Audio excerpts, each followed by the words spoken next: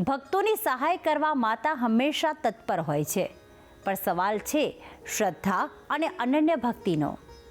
જે વ્યક્તિ પૂર્ણ શ્રદ્ધા અને ભક્તિથી પુત્રવત માતાને બોલાવે છે ત્યારે મા અંબા માતૃવત થઈને દોડી આવે છે. ત્યારે આવતીકાલે છે પોષી પૂનમ, ત્યારે આસુરી તત્વોમાંથી મુક્તિ મેળવવા અને આપના સંતાનને ખરાબ નજરમાંથી બચાવવા 10 મહાવિદ્યાની પ્રથમ દેવી મા કાલીના કયા ઉપાય કરવા, જાણકારી આપશે ગુરુજી પ્રફુલભાઈ પંડ્યા. જયંતી મંગલા કાળી ભદ્રકાળી કપાલિની દુર્ગા ક્ષમા શિવા ધાત્રે સ્વાહા સ્વધા નમોસ્તુતે. જય ભગવાન મિત્રો, હું છું પ્રફુલભાઈ પંડ્યા. ભક્તિ સંદેશ કાર્યક્રમની અંદર આપનું સ્વાગત છે. મિત્રો, આવતીકાલે છે પોષી પૂનમ. તો પોષી પૂનમનું મહત્વ શું છે? પોષી પૂનમના દિવસે કયા ઉપાય કરવા? શક્તિની પ્રાપ્તિ માટે મહામંત્ર કયો છે? સંપૂર્ણ જાણકારી આજના કાર્યક્રમમાં હું તમને જણાવવાનો છું. મિત્રો, પોષી પૂનમ એટલે એવું કહેવાય છે કે 12 મહિનામાં જે બધી પૂનમો હોય એમાં મોટી પૂનમ જે કહેવાય, માતાજીની આરાધના કરવા માટે શ્રેષ્ઠ પૂનમ, જેને આપણે પોષી પૂનમ કહેવામાં આવે છે. પોષ સુદ પૂનમ એટલે કે પોષી પૂનમ. પૂર્ણિમાના દિવસે દેવીની આરાધના કરવાથી બળ શક્તિની પ્રાપ્તિ થાય છે. અત્યારે હાલ માતાજીના નવરાત્ર ચાલે છે અને તે નવરાત્રિનું નામ છે શાકંભરી નવરાત્રિ, જે પોષ મહિનામાં અષ્ટમીથી પ્રારંભ થાય છે અને પોષી પૂનમના દિવસે એટલે કે પૂનમના દિવસે આ શાકંભરી નવરાત્રિની પૂર્ણાહુતિ થાય છે. પોષી પૂનમનો વિશેષ મહિમા એટલે રહેલો છે. પોષી પૂનમના દિવસે આપણે શું કરવું જોઈએ? પોષી પૂનમના દિવસે કુળદેવીના મંદિરે જઈ માના દર્શન કરવા જોઈએ. જો તમે કુળદેવીના મંદિરે દર્શન નથી કરી શકતા તો તમારા ઘરમાં જે કુળદેવી હોય એ કુળદેવી માની વિશેષ પૂજા કરજો. મતલબ કે માતાજીની મૂર્તિ હોય અથવા ફોટો હોય તો ફોટાને સરસ મજાનું ગંગાજલથી એને ચોખ્ખો કરજો, શુદ્ધ કરજો. નવી ચુંદડી પહેરાવજો માને, ફૂલનો હાર પહેરાવજો. મૂર્તિ હોય માની તો એને પંચામૃતથી એકદમ શુદ્ધ કરજો.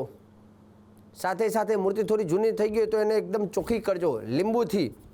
લીંબુ અને હરિદ્રા અને પંચામૃત આ ત્રણેયથી મૂર્તિ અથવા યંત્ર જે હોય એને સાફ કરી એકદમ શુદ્ધ કરવા અને શુદ્ધ કરી અને કુમકુમ અને ચંદનથી એનું તિલક કરી અક્ષત, ગુલાબના પુષ્પ, ધૂપ અને માતાજીને સરસ મજાનો સુંદર પ્રસાદ અર્પણ કરજો. પ્રસાદમાં ખીરનો પ્રસાદ હોય તો વિશેષ સારું.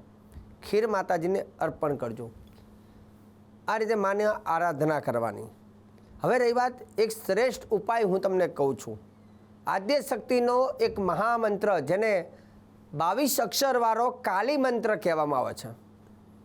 તો 22 અક્ષરવાળો કાલી મંત્રની શું તાકાત છે એ પણ તમને જણાવું છું. કેમ કે માતાજીની અલગ અલગ શક્તિઓ છે. 10 મહાવિદ્યાની અલગ અલગ તાકાત. કાલી, તારા, મહાવિદ્યા, ષોડશી, ભુવનેશ્વરી, છિન્નમસ્તા, બગલામુખી, ધુમાવતી, આ બધા 10 મહાવિદ્યાની તાકાત છે. એમાં પહેલી જે તાકાત છે એને કાલી કહેવામાં આવે છે. કાલી માતા એટલે આદ્ય શક્તિનું એક સ્વરૂપ. માતા પાર્વતીના અલગ અલગ સ્વરૂપ. મા પાર્વતી જ્યારે એવું કહેવાય કે સિંહ ઉપર સવારી કરી એટલે અંબાજી સ્વરૂપે મા પૂજાયા.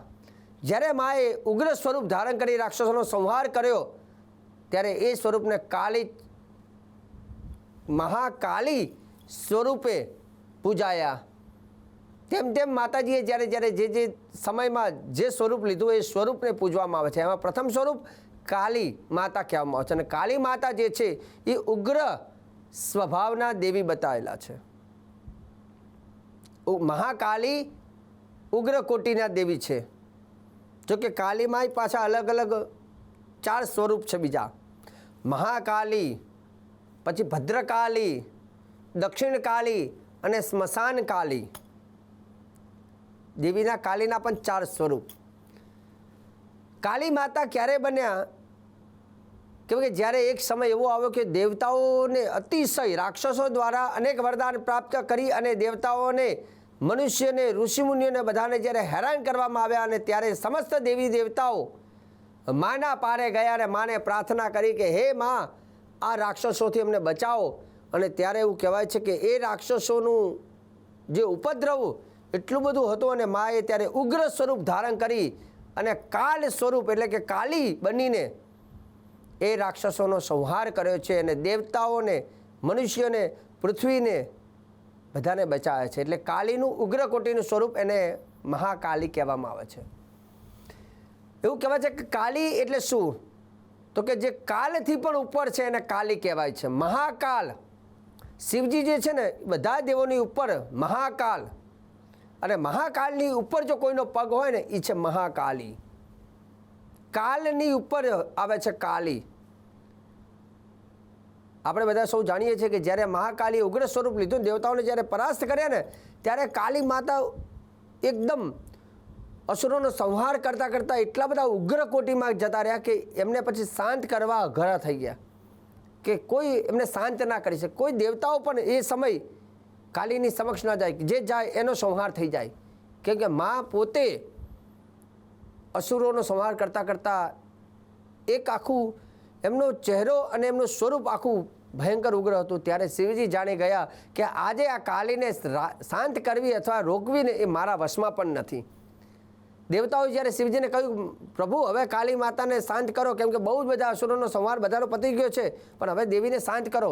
પણ ત્યારે શિવજી કહે છે કે હું શાંત નહીં કરી શકું. ત્યારે શિવજીએ શું કર્યું? પૃથ્વીને બચાવવા માટે પૃથ્વી ઉપર શયન કરી ગયા.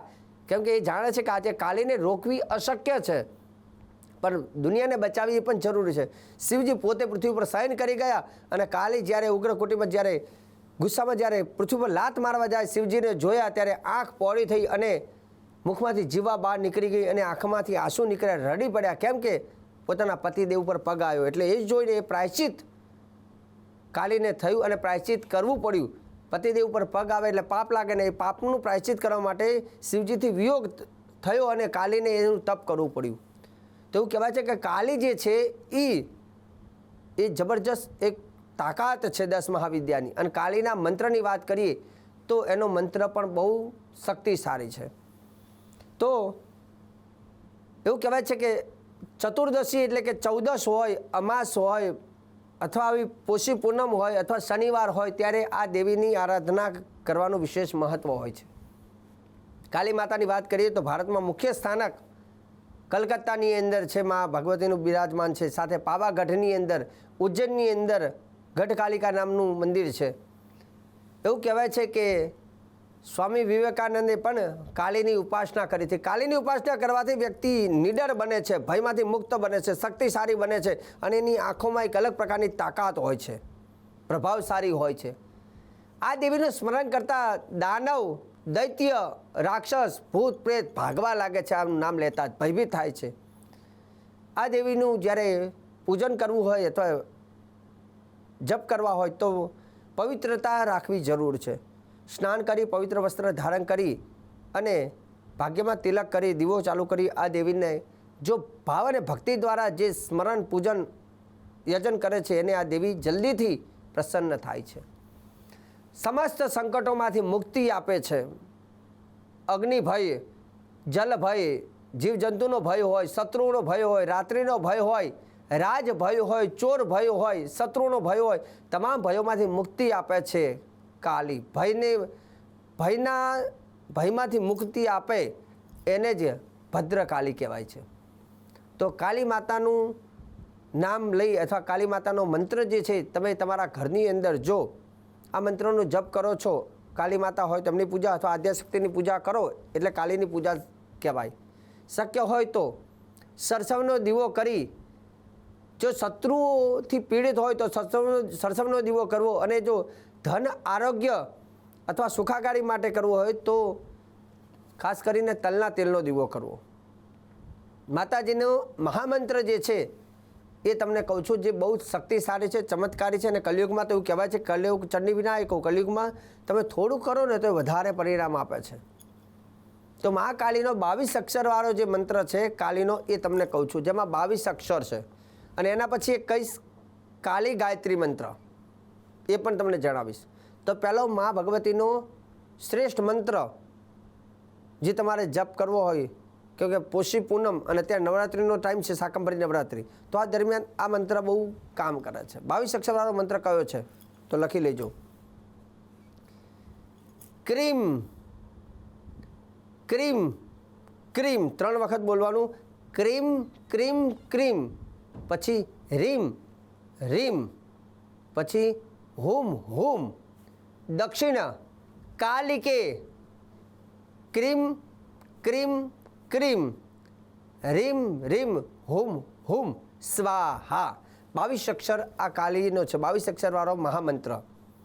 ફરીથી એક વખત આ 22 અક્ષરવાળો મંત્ર તમને કહું છું, કેમ કે ભક્તિ સંદેશ કાર્યક્રમમાં ઘણા બધા લોકો રાહ જોતા હોય ને એમને લખવામાં ઘણી વખત લેટ થાય, પણ હું હંમેશા શાંતિથી એટલે કહું છું, કેમ કે હું જે કાર્યક્રમ આપું છું ઉદ્દેશ્ય તમારા સુધી સરળતાથી પહોંચે અને સરળતાથી તમે સમજી શકો. 22 અક્ષરવાળો મંત્ર લખી લેજો. ક્રીમ ક્રીમ ક્રીમ 3 વખત બોલવાનું. ક્રીમ ક્રીમ ક્રીમ, પછી રીમ શબ્દ 2 વાર. તો આખો મંત્ર ફરીથી બોલું છું. ક્રીમ ક્રીમ ક્રીમ, રીમ રીમ હુમ હુમ. દક્ષિણ કાલિકે ક્રીમ ક્રીમ ક્રીમ, રીમ રીમ હુમ હુમ સ્વાહા.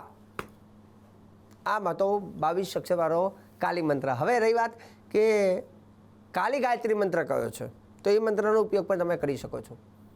ઓમ કાલિકાયૈ ચ વિદ્મહે, ઓમ કાલિકાયૈ ચ વિદ્મહે, સ્મશાન વાસિન્યૈ ચ ધીમહિ, તન્નો કાલી પ્રચોદયાત.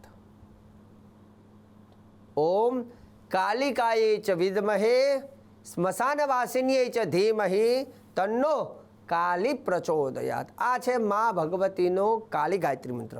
દર્શક મિત્રો, આજે સરસ મજાનો મેં તમને કાલી ગાયત્રી મંત્ર, 22 અક્ષરવાળો મહાકાલીનો મંત્ર અને પુષ્ય પૂનમને લઈને શ્રેષ્ઠ જાણકારી, સુંદર જાણકારી આપી છે. અને ભક્તિ સંદેશ કાર્યક્રમમાં હું પ્રફુલ્લ પંડ્યા સદૈવ આવી જાણકારી આપતો રહીશ, પરંતુ કાર્યક્રમ જોવાનું તમે ચૂકતા નહીં. મને આપી દો રજા. જય ભગવાન. ભક્તિ સંદેશમાં આગળ પણ પરમાત્માની ઉપાસના કરતા જ રહીશું અને સાથે જ જાણીશું આજની સુંદર મજાની વાત. આપ જોતા રહો ભક્તિ સંદેશ.